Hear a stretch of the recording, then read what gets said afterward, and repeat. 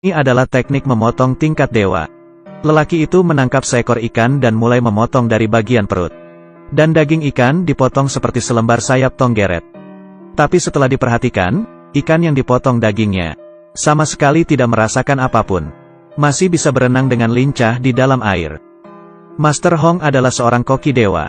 Setiap ada pesta di desanya, dia selalu diundang untuk menjadi koki. Dia mengambil pisau kepala naganya, membidik tepat babi yang ada di depan mata. Sekali memotong, pisau akan mengelilingi tubuh babi, melewati tulang dan pembuluh darah, lalu berakhir keluar dari mulut babi. Tubuh babi terbagi dua, tulang dan daging semuanya terbelah. Tetapi pisaunya tidak terkena noda darah sedikitpun. Warga desa sangat terpukau. Tapi siapa sangka, di saat mereka melahapnya, tiba-tiba mereka merasa pusing, sakit perut dan muntah-muntah. Semuanya keracunan. Master Hong tidak mengerti. Semua sayur dimasak oleh dia sendiri. Mana mungkin ada salah? Oh ya, garam yang terakhir ditambahkan adalah pemberian muridnya. Dia yang ada di balik semua ini. Master Hong berang, dan mulai memukulnya. Murid tersebut akhirnya menyerah dan mengaku. Ternyata yang menyuruhnya adalah keponakan Master Hong. Sengaja mencelakainya untuk merebut pisau naga. Tapi masalah sudah terjadi, Master Hong harus menanggungnya. Kepala desa memukulnya dengan tongkat sampai terjatuh. Pisau naga yang merupakan simbol masa klan Hong juga terjatuh di lantai. Seketika kehilangan kilaunya dan menjadi berkarat. Dia diusir dari desa. Manusia yang memiliki keahlian yang luar biasa tapi tidak diterima dimanapun. Hati manusia memang licik. Master Hong pun datang ke kota. Dan menemukan sebuah restoran bernama Empat Lautan. Dia menghentikan langkahnya. Dan melihat totem yang ada di lantai. Dia teringat, ini adalah restoran yang dibuka oleh gurunya. Gurunya sudah lama meninggal. Sekarang restorannya dijaga oleh dua anak perempuannya. Setelah Master Hong masuk, si gadis bertanya kepadanya mau makan apa. Jawaban Master Hong membuat orang tercengang. Dia memesan kol rebus. Sayur ini terdengar simpel, tapi sangat menguji keahlian koki. Kepala koki tahu, ini pasti seorang ahli. Pada saat yang bersamaan, seorang preman juga datang ke restoran. Sejak kecil berlatih seni bela diri, keahlian memotongnya luar biasa. Sangat angkuh, melihat Master Hong yang di seberangnya memesan kol rebus. Merasa penasaran, juga ikut memesan. Saat kol rebus dihidangkan di atas meja, Master Hong mencicipinya. Dia hanya mengeluarkan dua kata, minta bon. Bos Cui Hua datang bertanya, apa ada yang tidak puas?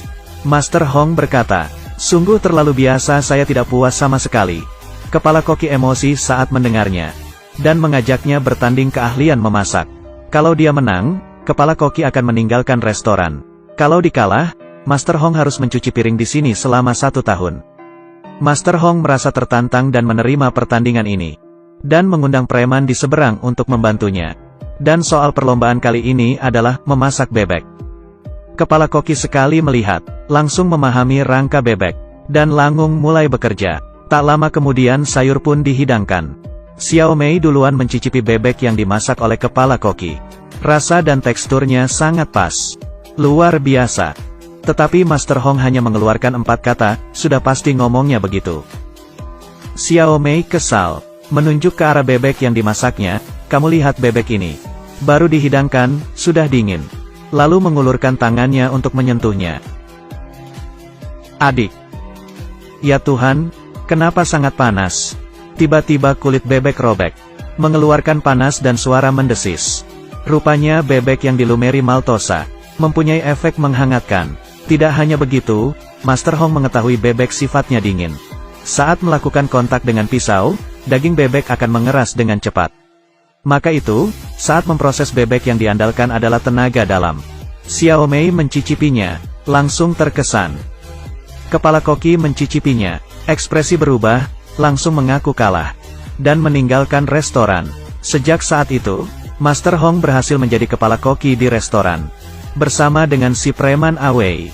Awei sifatnya angkuh, tidak terima menjadi pembantu Master Hong. Dan mengajak Master Hong bertanding keahlian memotong. Pertandingan dimulai. Master Hong mengambil seekor ikan. Dengan sigap memotongnya menjadi lembaran. Tetapi ikan yang diambil dagingnya masih bisa hidup dan berenang dengan bebas. Lalu mencicipi daging ikan. Segar lembut manis halus. Daging ikan rasanya seperti hidup kembali di dalam mulut. Awei akhirnya mengaku kalah, dan meminta Master Hong untuk menjadi gurunya.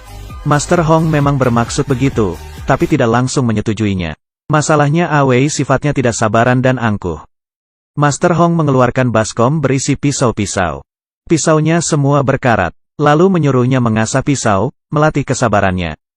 Dalam beberapa hari, semua jenis pisau diasahnya sampai tajam sekali. Selanjutnya adalah membantu koki, dari pagi hingga malam, mengiris kulit wortel, memotong daun bawang, bawang putih, jahe. Dari kecil sampai besar semua harus dikerjakan. Dalam waktu 2 bulan, Awei menghilangkan sifatnya yang impulsif. Master Hong akhirnya menerima dia menjadi murid, mengajarinya memasak. Yang pertama yang harus dipelajari adalah menggoreng telur. Masakan ini tampak mudah, tapi harus detail. Supaya bisa wangi, empuk, lembut, halus. Saat mengocok telur harus pas kombinasinya. Panci panas dan masukkan minyak, atur apinya. Semuanya membutuhkan pengalaman. Kalau Awei berhasil mempelajarinya, baru bisa lulus. Dengan adanya kerjasama antara Master Hong dan Awei, usaha di restoran semakin ramai setiap harinya. Hal ini menarik perhatian keponakannya. Dia juga membuka usaha restoran di kota. Pelanggan direbut oleh mereka. Sungguh lancang. Lalu dia mengerahkan bawahannya untuk pergi restoran 4 lautan. Sengaja memasukkan paku ke dalam sayuran. Membuat onar, dan merusak nama baik mereka. Usaha di restoran menurun drastis. Master Hong merasa bersalah, dan bertekad untuk bangkit kembali. Dan kesempatan pun datang. Di dalam kota akan diselenggarakan pertandingan memasak. Yang menang akan mendapat hadiah yang besar, dan menjadi sangat terkenal. Di sisi lain, keponakan juga mendengar kabar ini, dan ingin menguasai posisi pemenang. Dia meremehkan Master Hong. Hari pertandingan, keponakan mengutus pemenang pertandingan memasak tahun lalu si gendut untuk bertanding. Di pihak Master Hong, dia mengutus Awei. Pertandingan memasak dimulai. Awei akan memasak masakan 4 rasa. Dia membuang tulang burung puyuh, lalu dimasukkan ke dalam burung merpati. Lalu burung merpati dimasukkan ke dalam perut ayam. Kemudian ayam dimasukkan ke dalam perut bebek. Dimasak dengan api kecil dan dilumeri saus rahasia. 1 macam masakan yang merupakan gabungan dari 4 macam daging. Dagingnya sempurna, sungguh keahlian yang luar biasa. Awei berhasil masuk ke babak final, bersama dengan tim si gendut. Soal untuk babak final, hanya ada 4 kata, memasak tanpa mengubah rasa. Yang artinya tidak menambah bumbu apapun di dalam sup. Hanya memasak tidak diubah agar rasa aslinya keluar. Si gendut memutuskan untuk membuat pencobaan Buddha. Sayur-sayuran, daging semua dipotong dengan detail. Lalu dimasukkan ke dalam kukusan bambu dan dimasak dengan api kecil. Masukkan ke dalam pot, dan tuangkan sup. Panaskan sampai apinya merata. Sebuah mahakarya, pencobaan Buddha, selesai. Para juri mengatakan masakan ini sempurna. Sebaliknya di sisi Awei, dia memutuskan untuk memasak kol rebus. Hal yang paling sederhana adalah hal yang paling susah dikerjakan. Mari kita bahas kol ini dulu. Harus menggunakan kol yang baru tumbuh. Dan memilih bagian yang paling muda dan manis. Lalu sayur kol ditusuk-tusuk dengan sebuah jarum. Agar kesegaran dan kemanisan kaldu sayur kol bergabung dengan sempurna. Dan kaldu ini harus dimasukkan ke dalam cincangan daging ayam. Diaduk merata dan disaring secara bertahap.